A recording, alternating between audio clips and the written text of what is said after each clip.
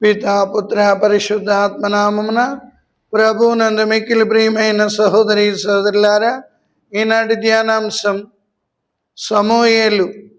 దైవ భక్తుడైన సమూయేలు దేవుడు ఏ రీతిగా ప్రవక్తల్ని ఎన్నుకుంటాడు, దైవ భక్తుల్ని ఎన్నుకుంటాడు, తన సేవ చేయించుకుంటాడు అన్న ముఖ్యాంశాలు ధ్యానిద్దాం.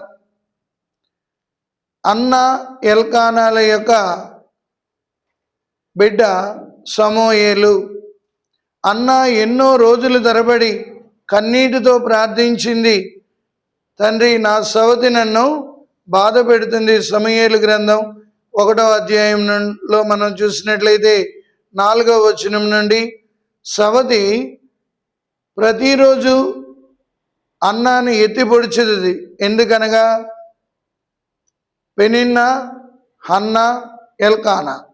ఈ పెనిన్నాకు 2 పిల్లలు ఉన్నారు, కానీ అన్నాకు పిల్లలు లేనందువలన ఆవిడ్ని ఎత్తి పొడిచేది. ఆ బాధతో ఉండేది అన్న.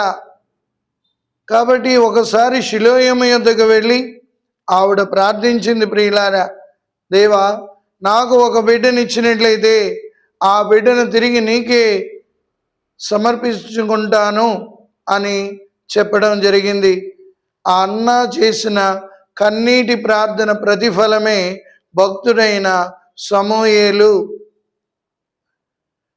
న్యాయాధిపతుల గ్రంథంలో మనం చూసినట్లయితే ఈ సమూయేలు మొట్టమొదటి ప్రవక్త, చివరి న్యాయాధిపతి. ప్రియులారా, ఆ భాగ్యం సమూయేలుకే కలిగింది. ఎప్పుడైతే అన్న దేవాలయంలో కన్నీటితో ప్రార్థించిందో, అందుకే మనం చెప్తాం కన్నీటి ప్రార్థన చాలా శ్రేష్టమైనది, దేవుని హృదయాన్ని కరిగిస్తుంది. విరిగి నలిగిని చేసిన ప్రార్థనే దేవునికి ఇష్టమైనది, విరిగి నలిగిన హృదయమే దేవునికి ఇష్టమైనది. ప్రియులారా, అన్న చేసిన కన్నీటి ప్రార్థన యొక్క ప్రతిఫలమే బాలుడైన సమూయేలు జన్మించాడు. ఆ సమూయేలును తీసుకెళ్ళి మళ్ళా దేవాలయంలోనే వదిలిపెట్టింది. ప్రియులారా, ఇక్కడ సమూయేలు యొక్క ముఖ్యమైన పాత్రలు గమనించినట్లయితే ఆయన ఒక ప్రవక్త, ఆయన ఒక యాజకుడు, ఆయన ఒక న్యాయాధిపతి. చూడండి ప్రియులారా, దేవుని సన్నిధానములో పెరిగిన భక్తుడైన సమూయేలుకి దేవుడు ఎంత చక్కని బాధ్యతను అప్పగించి ఉన్నారో. శిరాపుత్రుడైన యేసు జ్ఞాన గ్రంథం 1వ అధ్యాయం 12వ వచనంలో చూసినట్లయితే దైవ భక్తి కలవాని హృదయము సంతసించును. ఇక్కడ దైవ భక్తి పరుడైన సమూయేలు దేవుని యొక్క చిత్తాన్ని నెరవేరుస్తూ ఒక ప్రవక్తగా, ఒక యాజకుడుగా, ఒక న్యాయాధిపతిగా తన బాధ్యతను తూచా తప్పకుండా చేయడానికి ఇష్టపడుతున్నాడు. కారణం, సమూయేలు చక్కని ప్రార్థనాపరుడు.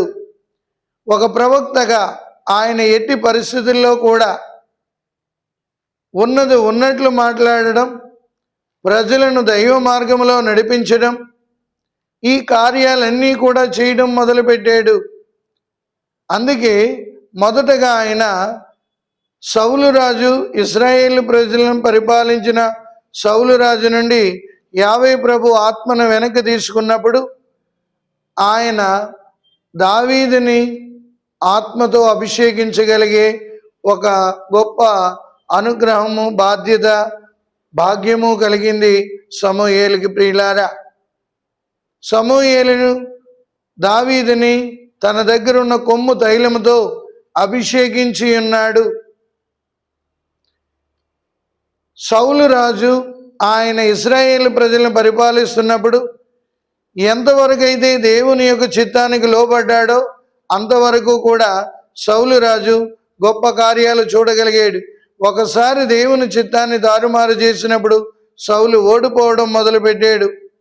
దానిని ప్రవక్త అయిన సమూయేలు ఎరిగించాడు. నీవు దేవుని చిత్తాన్ని నెరవేర్చినందుకే నీవు ప్రతి కార్యంలో ఓడిపోతున్నావు.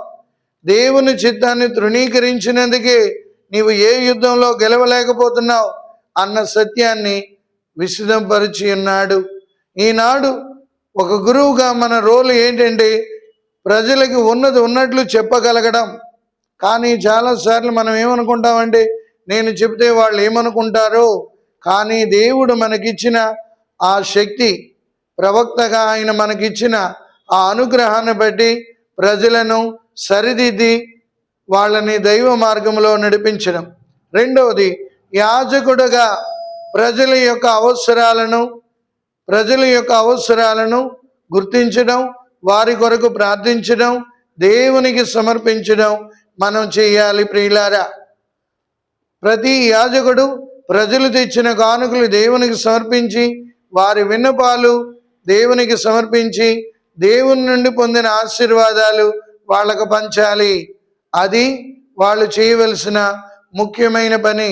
ఇదే పని ప్రవక్త అయిన సమూయేలు చేసి ఉన్నారు. ఇక మూడవది, ఆయన న్యాయాధిపతిగా చక్కని ప్రజలను సత్పరిపాలన అందించాడు. అందుకే దేవుడికి ఇష్టమైన ప్రవక్తగా ఉన్నాడు. ఇక నాలుగవది, ఆయన చక్కని ప్రార్థనాపరుడు. ఎవరెవరైతే ప్రార్థనలో ఎదుగుతుంటారో, ఎవరెవరైతే ప్రార్థనలో ప్రభువుతో మాట్లాడగలుగుతుంటారో, ఎవరెవరైతే ప్రార్థన ద్వారా దేవునితో సత్సంబంధం కలిగి ఉంటారో వాళ్ళు ఈ 3 పాత్రలు నిర్వర్తించగలరు సమూయేలులాగా. ఆయన ఒక ప్రవక్త, ఆయన ఒక యాజకుడు, ఆయన ఒక న్యాయాధిపతి.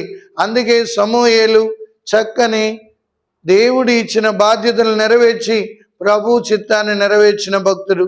కాబట్టి సమూయేలులా మనం కూడా అనుదినము ప్రభు చిత్తాన్ని తెలుసుకొని ప్రభు యొక్క అనుగ్రహాలు పొందుతూ ప్రభు బిడ్డగా జీవిందాం. పితా పుత్ర పవిత్రాత్మ నామమున ప్రభు మిమ్మందరినీ ఆశీర్వదించి కాచి కాపాడునుగాక. ఆమేన్.